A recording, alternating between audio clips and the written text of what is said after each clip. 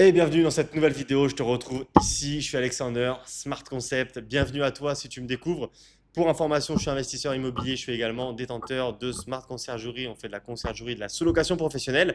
Et ça tombe bien parce qu'aujourd'hui on va parler de la sous-loc professionnelle. On entend beaucoup parler de conciergerie, un petit peu moins de sous-loc, alors je ne sais pas ton cas, mais je vais te parler un petit peu de ce business de sous-location professionnelle, parce que là déjà tu peux te dire, waouh, il me parle de sous-location, mais c'est interdit. Bon, on va poser les bases.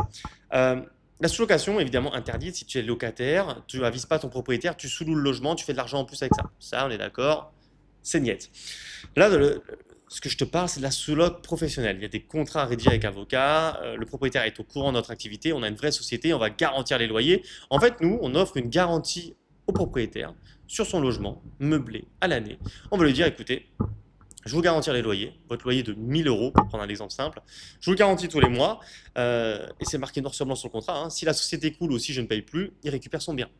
Chose qu'il ne pourrait pas faire avec un locataire standard. Hein. On le sait, ça peut prendre 1 an, 2 ans, 3 ans de procédure, des centaines de loyers perdus, hein, des milliers d'euros de perdus, des dizaines de milliers d'euros. Bref, ici, c'est pas le cas. Donc lui, il est tranquille. En plus, on va assurer le logement. Donc s'il y a des litiges, il y a des choses avec nos voyageurs, c'est nous qui sommes responsables, c'est nous qui allons devoir appeler les artisans, faire les litiges en conséquence. Donc lui, concrètement, on est le meilleur dossier possible pour la location. Et nous, notre intérêt de faire ça, c'est ensuite de le sous-louer à la nuitée.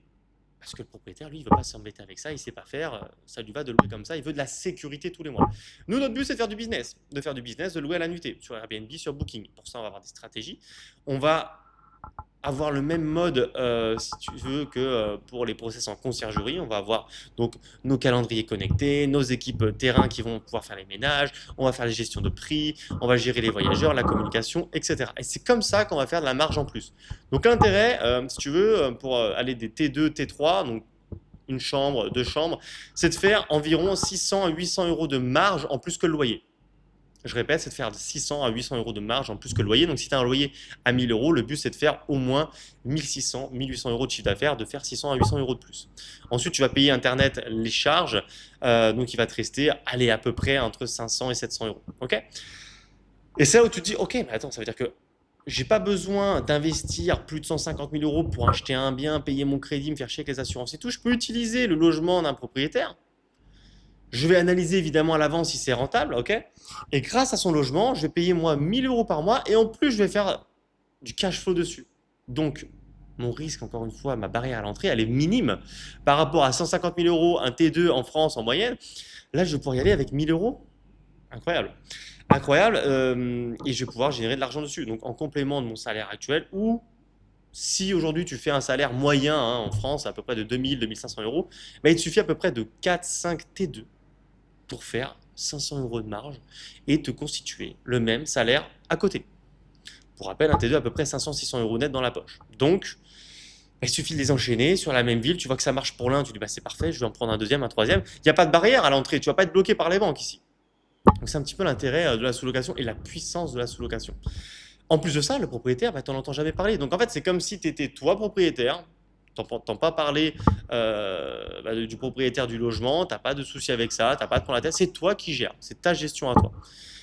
Donc c'est pour ça que ce business, alors il ne va pas te permettre d'investir, il ne va pas te permettre de constituer du patrimoine, mais par contre, il va te permettre de générer de la trésorerie pour toi en complément de revenu, ensuite de la trésorerie dans ta société pour pouvoir en vivre. Et forcément, en évoluant ce système-là, en te développant, tu vas pouvoir ensuite réinvestir cet argent parce que à partir de 10 000 euros, tu peux acheter un bien à 100 000 euros, tu mets 10% d'apport et là, te constituer du patrimoine ensuite. Il est là l'intérêt. Faire du business, pouvoir le réinvestir intelligemment, profiter de cet argent pour te payer plus, pour t'offrir un super voyage, pour investir. Après, tout dépend de tes objectifs et de tes ambitions. Voilà pour la sous-location. Tu loues un logement, tu vas l'exploiter en location courte durée. Donc évidemment, il faut l'apprendre, il faut savoir faire les choses. Hein.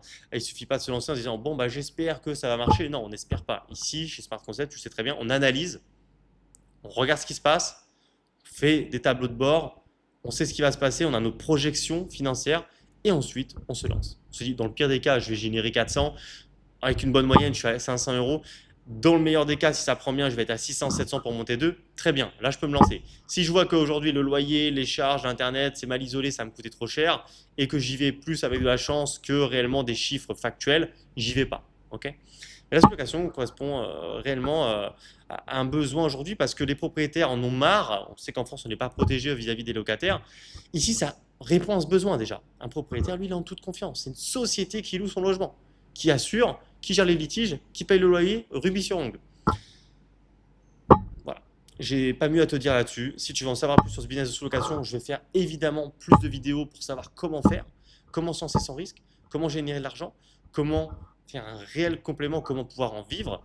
Donc reste bien connecté chez Smart Concept. Si tu veux en savoir plus, tu me retrouves sur Instagram alexander.smartconcept.